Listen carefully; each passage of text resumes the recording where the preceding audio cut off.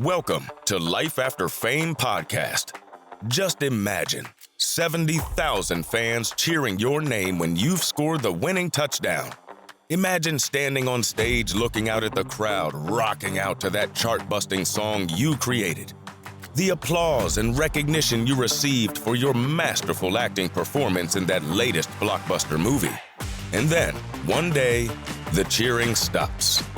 This podcast is all about catching up with these stars of yesterday to find out where they're at now and who they are as people, beyond the stardom. This is a true human interest podcast about the people we loved to root for. And now, your hosts, Joe Mastriona and Joe Boglino. Today, we welcome former professional baseball player Kevin Munson to the Life After Fame spotlight. Before beginning his professional career, Kevin attended James Madison University and played college baseball for the James Madison Dukes. He was a walk-on and performed so well, he was drafted by the Arizona Diamondbacks in 2010. Kevin spent 10 years in the minors, pursuing a career in Major League Baseball, playing for teams like the Salt River Raptors, Sugarland Skeeters, and teams in the Dominican Republic and Mexico. It's all about perseverance in this week's episode, and Kevin's story defines that. He talks about what he learned from the lowest point in his career and how he used the lessons from that low point to his benefit. Ever hear about the box plot? We hadn't either, but Kevin talks about how he used this unique method to keep focus and enhance his performance on and off the field. He also talks about one of the biggest mistakes of his career that will kind of blow your mind. So, welcome to Life After Fame's episode with Kevin Munson.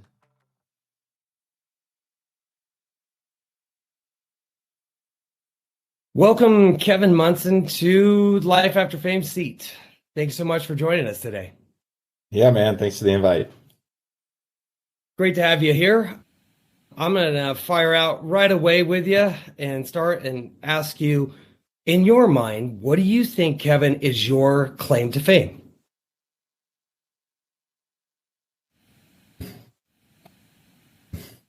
That's a great question. Claim to fame in sports. In the Fall League 2011, I got Bryce, Harper, and Mike Trout out in the same inning. Nice.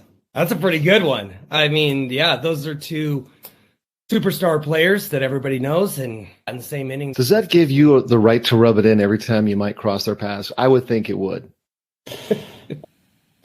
I'm not gonna tap into that. Those guys are doing big things, and I'm just a fan of those guys now.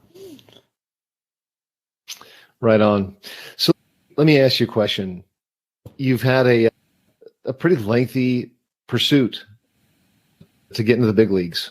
I think it was over 10 years. And we wanted to talk a little bit about the word perseverance. So in most cases, I think when someone says, boy, that guy's got perseverance, I think that would be a compliment.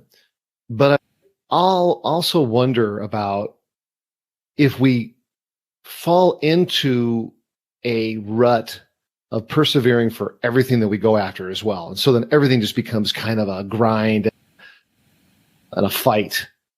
So when you played a college ball, you walked on, you had to persevere, right? You had to prove yourself, probably against players that are kids or students that got into the team with some scholarship. And you have a lengthy minor league career, which is admirable because I think I achieved the highest level in Little League when I was 10. So I've got tremendous amount of admiration for someone who has made it as far as you have. But do you feel like, what did you have to do to persevere, to achieve your dream, Kevin? Your minor league career spanned playing anywhere and everywhere, and you continued to fight. Talk to us a little bit about perseverance and how you kept your chin up, and how'd you handle all the transitions from going from the Mexican Winter League to the Dominican Winter League and just fighting to achieve your dream? Yeah, so that perseverance was, I guess my dad probably ingrained that in me. I also was a competitive swimmer in high school where it's a grueling sport to get to a decently competitive level. So that was kind of just in my DNA. I remember in high school training by myself and just visualizing the MLB logo and then visualizing and telling myself, do you want to be the best player in the state at your position, and pushing myself that way. And that's where that perseverance developed. I guess I had some good coaches or people that just got through to me that you either decide to be the best and put in the work and put in the effort, or you don't. And that really stuck with me. And through the grind of baseball, I had a lot of talent. I was a late bloomer out of high school. So I got to college and I really popped at that mid-major level just on a talent standpoint. Really started to develop physically. That helped boost my confidence a lot. It put me in a position where I could be successful. And so I had this mentality and this expectation of myself to be successful. And if I wasn't, I was straight back to the drawing board to figure out what went wrong. I wouldn't sleep.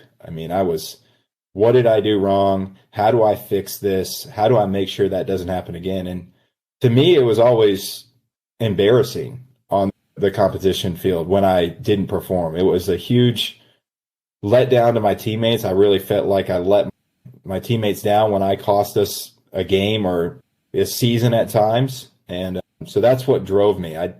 There's a story about Jonathan Papelbon watching himself give up a game-winning, season-ending hit while he was training to motivate himself. And I'm like, man, that's kind of the same mentality I always had with it. Like, let's fix this. Let's have some fire. Let's make sure that doesn't happen again.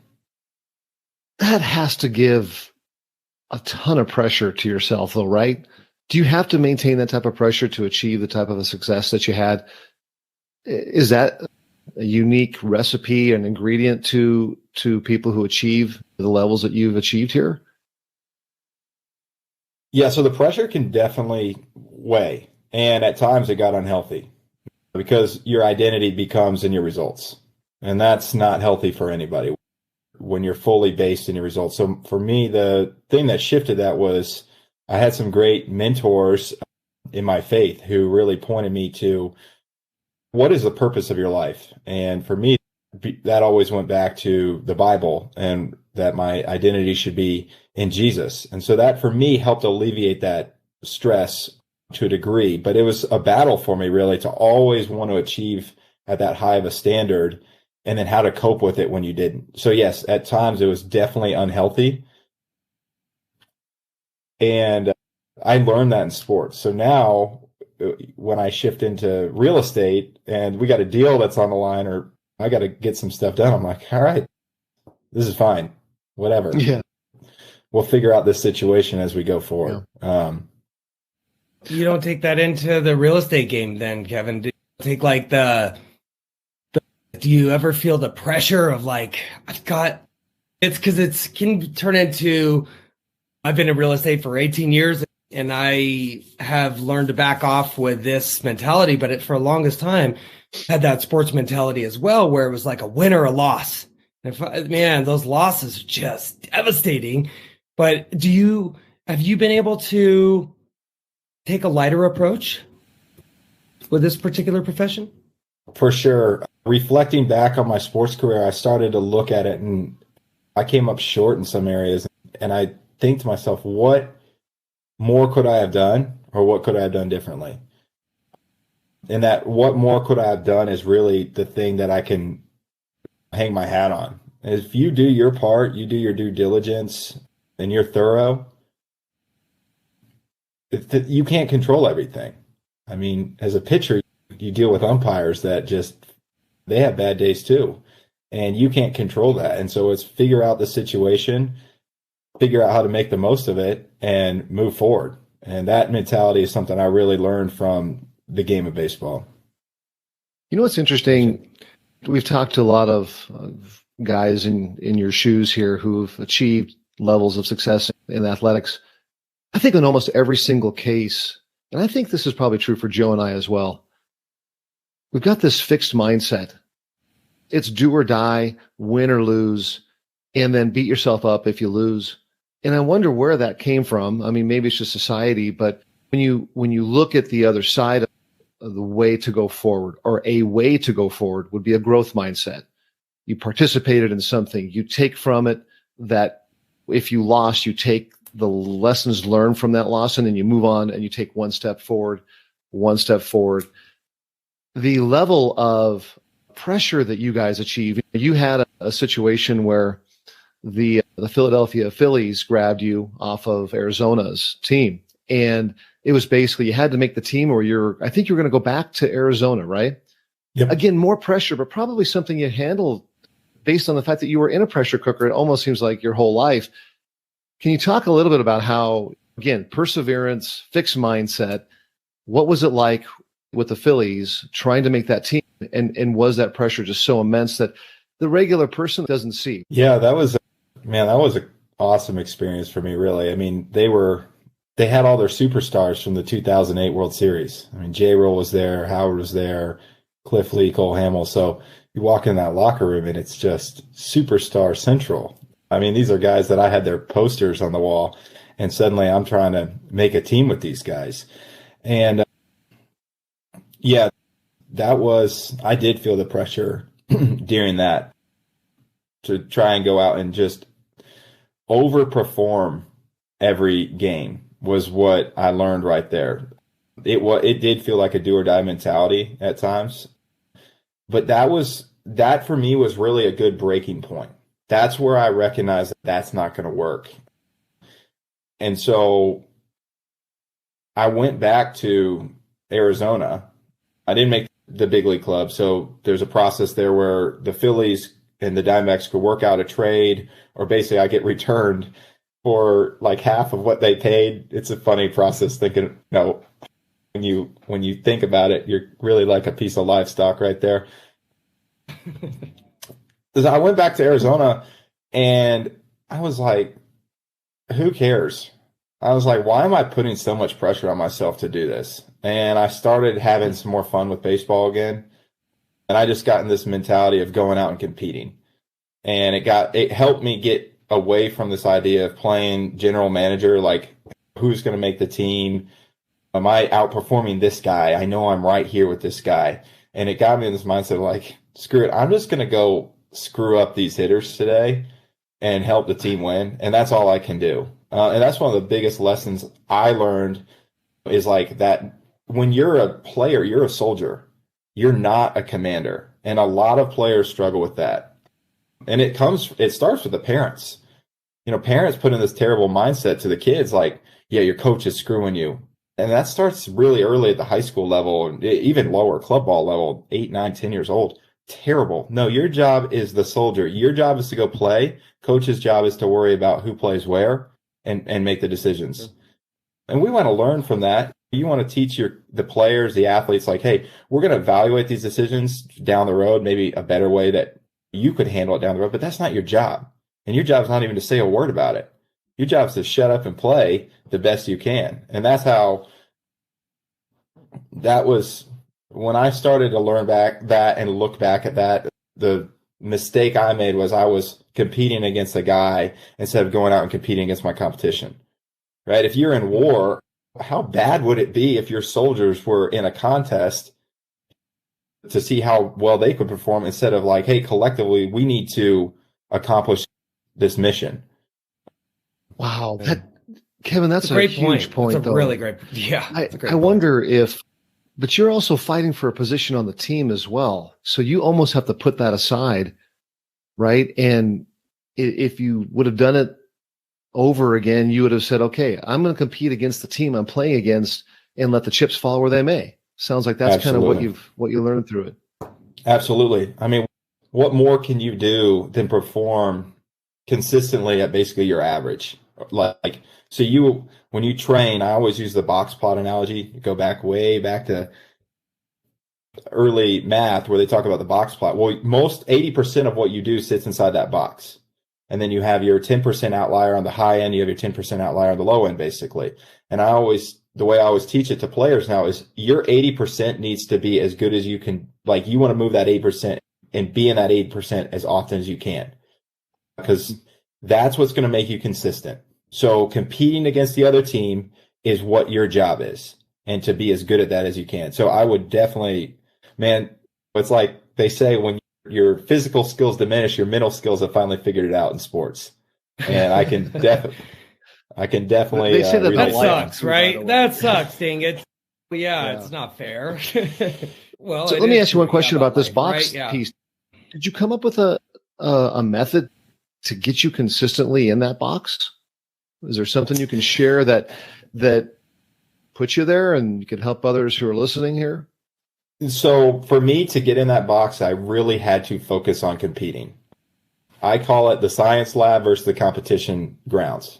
I coached privates for a long time, so I help guys work this out. So it's I had to wrap my head around a good way to explain it. So what I would tell guys is, when we're at the batting cage, when we're throwing bullpens, when we're on the field practicing, that is your science lab. You're tinkering, you're experimenting, you're figuring out what method is going to work.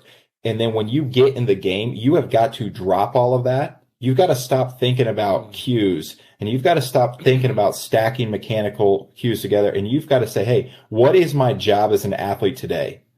And it is to execute the mission, so to speak. So if it's a pitcher, it's to hit my spot with the pitch I'm decided on throwing. If it's a fielder, it is to cover my range, not let the ball get past me, make accurate throws. If I am a hitter, it is to defend the strike zone and to help the team score runs. Whatever that is. I mean, you could go to a baseball game and your job could be to lay down 3 sack bunts in a day and hit a sack fly. And you did a fantastic job because you understood the mission that is to help the team score runs when you're a hitter. So for me, when I was in that mindset, like, hey, what is the mission? I was good. When I brought that science lab, like, oh, I felt really good in warm up doing this. I need to focus on my leg drive feeling like this, or my arm slot getting to here in the game. I was trash because I could go get my arm slot to the spot I wanted it to be in, and I could miss by 4 feet. And then mentally you're screwed because you're like, wait, that was supposed to do it. So this idea of taking all these cues into the games it goes back to the Yogi Berra quote. I mean, it's that simple. You can't think and play baseball at the same time, right? So it's keeping it simple and trusting your training to be an athlete. Really, coaches really need to emphasize that. I'm a big believer. Hey, go be an athlete and trust yourself to do it. Stop trying to think of all the steps when you're doing something and you have under half a second to do it. It's excellent advice because, I do see that a lot as well, is that where they get so focused on their lab training that they try to take that to the game. And then if you're thinking, you're that much slower. You have to just let your body react at that point. So that's great advice. So Kevin, you had like we had mentioned, a long career, 10 plus years in pro sports. What was the best moment of your career? So for me personally, I think it was like 2011. I had the yips, throwing to bases. So that means like I would just fire off these crazy throws.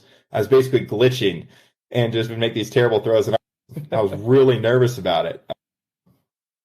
And I worked on it. I mean, I was asking like the infield coach to go out and hit me ground balls and say, help me figure this out. Tony Perisichica, he went out there and he's like, I'm not really the pitching coach for this, but I'm going to help you out. And I think he thought it was cool that I came to him in spring training and said, hey, I need help with this. And I'm going as many places as I can to figure this out. So I had the yips for a couple of years, and it doesn't go away. Like, it's not like there's a cure-all for something like that. It lingers in the back of your mind. So fast forward to 2014, we're in Sacramento. I'm playing for Reno. And the season has been a crazy season. The last month of the season was basically like the playoffs. Like we're 1 game behind Sacramento the whole month to go to the playoffs. And so we go to the Sac, and I think we had to win 4 out of 5. We might have been down 2 games. We had to win 4 out of 5. So it comes down to the last game of the season. Okay. So it's do or die on the last day of the season. When we get to the 9th inning and I'm pitching, tie game in sack. First guy comes up and he hits a little CNI single through the 4-hole. Okay. And I'm like, all right, I've been pitching really good at this point, so I'm really not fazed by it. I really had confidence I could get out of it. Next guy, sack bunt, get him out at first. I think our third baseman fielded it, saved me. And I'm like, whew, don't make me make that throw right there. All right. So next guy, they want to do an intentional walk. So we got first and second, 1 out. And winning runs on second base. Guy hits a ground ball back to me, like a one hopper right back to me. So it's like a tailor-made double play ball. I field it. I threw it to Nick Ahmed, who was playing shortstop. And I started fist pumping before he even got the second out at first because I executed the throw. Okay, so I was yes. Yeah, so got it there. I did it. So we got the double play, got out of the inning. We ended up scoring a run. Mike Freeman, journeyman, great player. He came through with a clutch hit, and then Jake Barrett, who was up in the big leagues, came in and got the save, locked it down, and we went on to the playoffs that year. So for me, just being in that situation, helping the team and executing something that had been such a monster in my mind was, for me personally, was a career big moment. Awesome. I mean, and circling back full circle, I would say that's perseverance. Perseverance and to the smallest thing, right? And I played baseball. I certainly understand the yips, and I remember a very good second baseman, Chuck Knobloch, back in the day, had the yips from second base so bad. And it's you look at it from a fan perspective sometimes, and you're like, wait, why can't he make that throw? He's a Major League Baseball player. Well, I will tell you, right, and Kevin, it's nothing mechanically that any of us were doing. It's all between left ear and right ear. I'm going to flip it on the other side. What was the lowest moment of your career? Oh, another easy one. So I was going through the system pretty fast. I got up to AA in my first full season, and I'm cruising. I went to the fall league as a fill-in. Ryan Cook, who was a good major league reliever, I think he got hurt or couldn't go to the fall league or something, and I was actually in Instructs, and I'd ended the season relatively well, and so they invited me to the fall league, and I went to the fall league, and I was hot. I mean, I was pretty dominant that fall league. Got invited to big league camp. Did decent in camp, go to AA, and I'm scoreless through my first 7 innings, like 11 punchies, just cruising. And then over the span of 3 games and a week, I gave up 17 earned runs. And that was like statistically, obviously horrendous, but mentally it was just like, what am I going to do? So I'm like wrestling with, I'm going to get released. I'm like, I'm going to be done here. Like, what am I going to do? I'm thinking, man, I don't know what I'm going to do. So that was definitely the lowest point for me. And man, that taught me more than anything, because you go from such a high where you think you control everything and you got it figured out, and then all of a sudden you literally can't do anything. I mean, it was a complete 180. So that was the lowest of low. So you talk about, I was going to ask you, what'd you learn from it? Because we call it the pearl that drops out of the poop, the good that comes out of the bad. What specifically did you take from that experience further on in your career? Because you were just beginning. Yeah. It was a good lesson that you can't ever show up and think you've got it figured out. I mean, baseball isn't a game where you can go on cruise control. And you can put that in any aspect of life. When you go on cruise control, your performance is going to suffer. There's not really anybody that's good enough at a high level to just stay on cruise control forever. I mean, listen to all the highest end athletes. They're constantly looking for cutting edge stuff. They have these weird stories. They're like, I went and trained with this guy this off season. or this guy. And one of my favorites is the J.J. Watt story. He said, I heard that sleep is really good, so I went to bed at 8 p.m. every night during the off season. I'm like, man, that's awesome, right? So not getting complacent, showing up every day and saying, hey, I got to be ready for battle, so to speak. So let's go to the moment that you decided you were done, right, on this current path. Now, I don't know, is it a low point or is it a high point for you? Talk about the decision to finally say, okay, it's time for me to move on and do something else. Yeah, so I got hurt in 2000, at the end of 2014. It was when I first started having some shoulder trouble. And I recognized that things were probably not going to go the way I wanted to. I say for years, I got right to the point where it could be good. Velo was 92, 93 maybe. Like we're starting to talk like, okay, maybe we can do something with this. And then it just wouldn't get past that, or it would just dip again. So yeah, the end was around 2019, 2020. I was like, hey, I'm probably done here. My son was born in March of 2020, and then COVID hit. And in my mind, I said, this is a great place to call it good. I said, I'm not going anywhere with this. The average velocity in the major leagues is like 93.8. I'm 31, I think, at the time. And so for me, it was definitely a little bittersweet not putting the uniform on. But that summer during COVID, one of my buddies invited me to play slow pitch softball. So I got to go out and play every week, and I still had fun with it. So it made it a little bit, and the guys were great. I had a lot of fun just playing ball again. So it made that transition out pretty easy. Were you hitting cleanup for that team? There, at times I was. There's a human on that team that is just an absolute monster. He can smack a ball out of the park. So he was hitting cleanup a lot. I was hitting second, third, fifth. We rotate. So whoever can make it around the kids. But the slow pitch has a cap on home runs. So sometimes you can get yourself out hitting the ball too hard. So you must have had some eye on the transition because you worked pretty diligently to get a master's degree.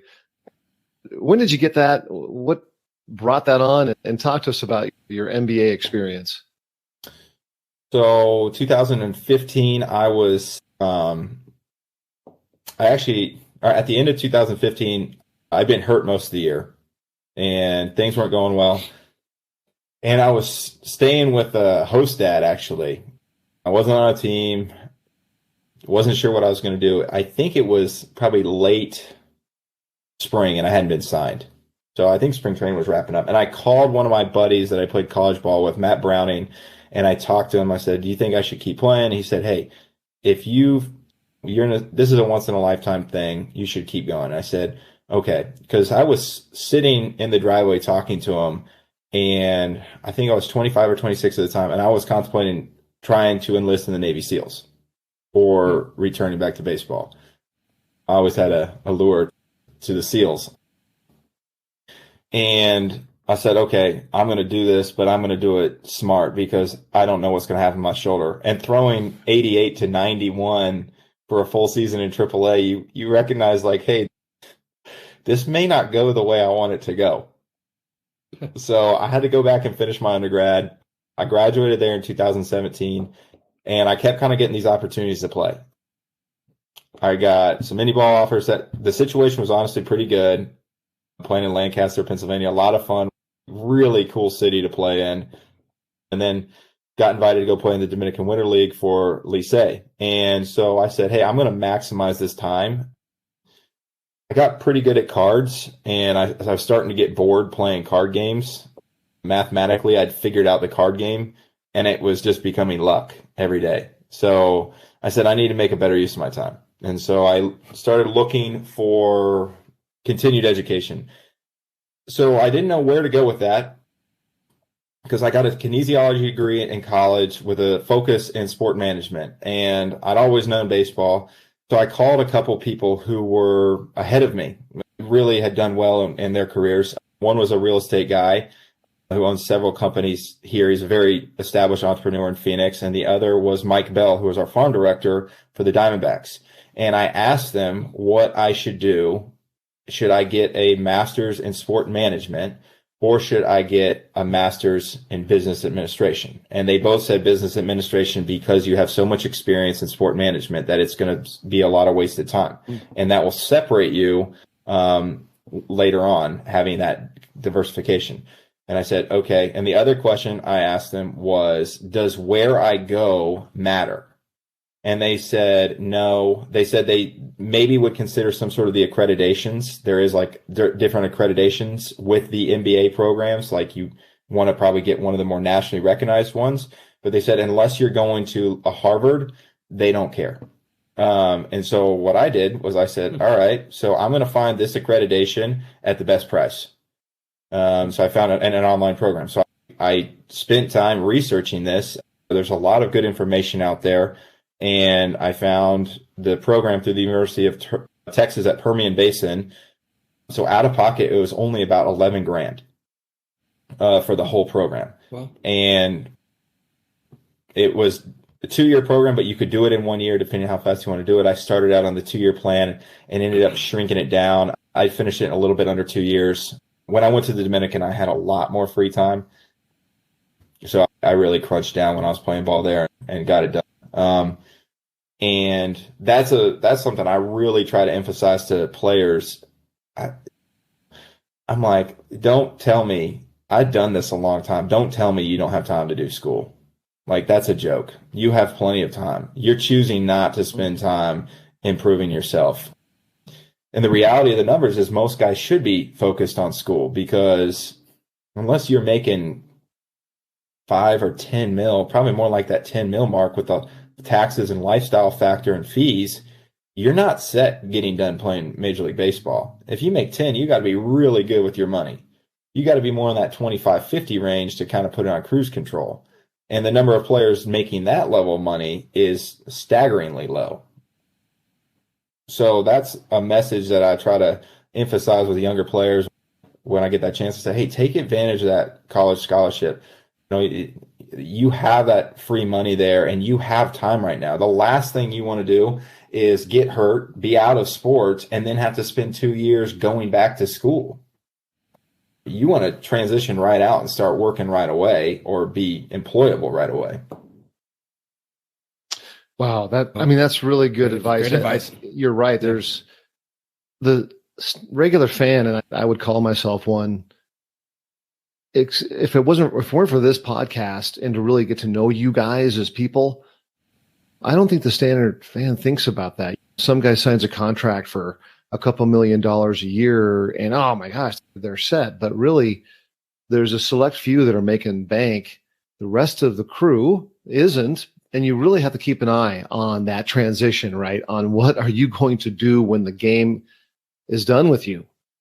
Does Major League Baseball have anything in terms of, for its players, as you're coming in as a young player, regardless if you're in the minor leagues or in the majors, do they have some type of education process for you guys in terms of like financial planning, financial intelligence, just teaching that? Because, you know, in schools, bottom line is we don't get taught a lot of financial intelligence. We have to seek that outside. Does Major League Baseball provide any of that? So I'll talk on the education first and then the finances. The education, it is worked into a lot of times your original draft deal. If you get the college scholarship program, there are partners, and I'm going to say that if you really lobby hard, you will probably be able to get the team to help you out in some capacity. If you are very driven to get school done, if you continue to press, I would imagine that will look good for the team.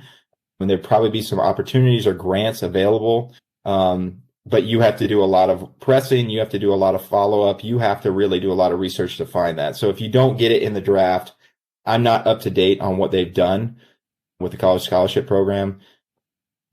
I do know when I was playing, there was issues with the college scholarship program on how it was structured that I did not think were fair for the player. So I hope that they have reworked that in the collective bargaining agreements in terms of, they said that you needed to be a full-time student to be reimbursed. And I said, well, that's really difficult to do in season. And actually Mike Bell with the Diamondbacks, I didn't know that was a rule when I was finishing school and playing. He actually went ahead and waived it for me and said, hey, even though you were part-time, we're going to go ahead and pay for this because we can see that you're very committed to getting this done. And so that was really nice of them. So, but it was a network thing, and it was pushing and really prodding and saying, hey, I want to get this done. How am I going to get this done? Can you guys help me? I do think those opportunities are there, and I do think a lot of teams are willing to make some investments in their players in that capacity. If you are a character guy, if you're a hard worker, if you have a track record of like, they believe that you're going to utilize it well. I think a lot of teams would be willing to do that. In terms of the finances, all right, I'm gonna give you my take on this.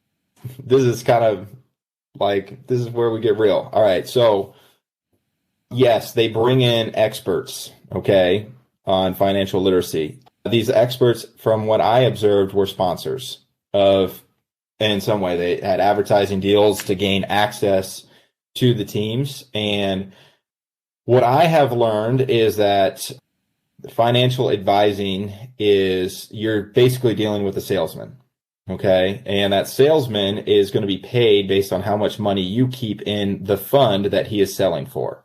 That is 90, probably 9% of financial advisors.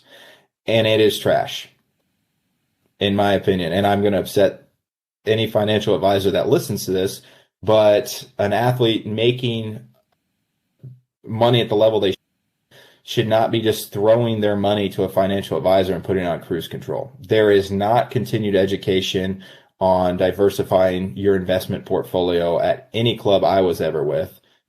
There's not education on how to invest your money wisely and what you're really signing up for with a financial advisor. Those financial advisors just come in and spit out numbers on returns and project 2 or 3 success stories, typically guys who have a lot of money already, and say, this is what you should do. When really, I mean, those guys, those deals are terrible. Like, I'm paying you even if you underperform.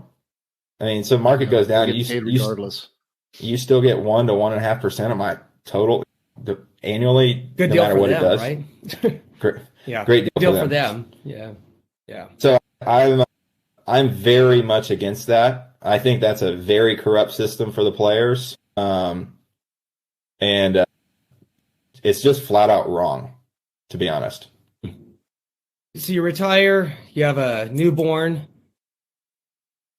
What did you do when you retired? So I started doing coaching on the side and just organically grew that. There's a lot of parents that are going to pay to have their kids around people who are disciplined, and will just call them out and say, hey, you're not working. And I never had a problem doing that, because I'm like, my job's coach. My job's not cheerleader. I'm going to tell you as an athlete why you're not performing at the level you want to perform at. And let's look at your practice habits. Let's look at what you're doing outside of practice to try and develop and become this baseball player. And so I break that down for players all the time.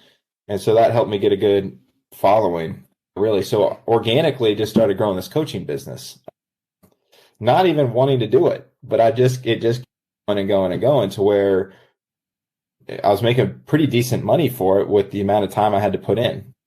And I looked at opening a facility.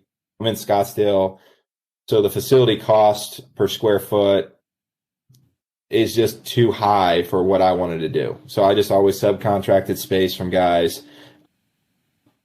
And I was pretty fully booked for a couple years there. A lot of great clients, a lot of great kids. But I was super burnt out of being at the batting cage all the time. When you're getting paid for your time, you feel handcuffed, right? When you have freedom, a lot of other jobs, if you have an idea or something good comes to mind, you can go pursue that, right?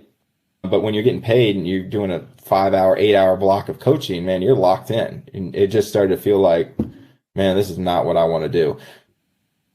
So I started looking around. I said, what do I really want to do? I want to be on a schedule that's similar to my wife. And then I want to be able to coach my son, who's 2 now. He's going to be 3 soon.